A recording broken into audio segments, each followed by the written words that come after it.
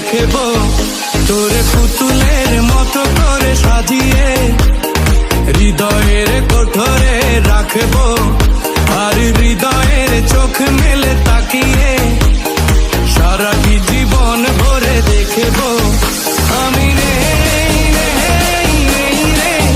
DHP Habib Wahid, please subscribe now. আমি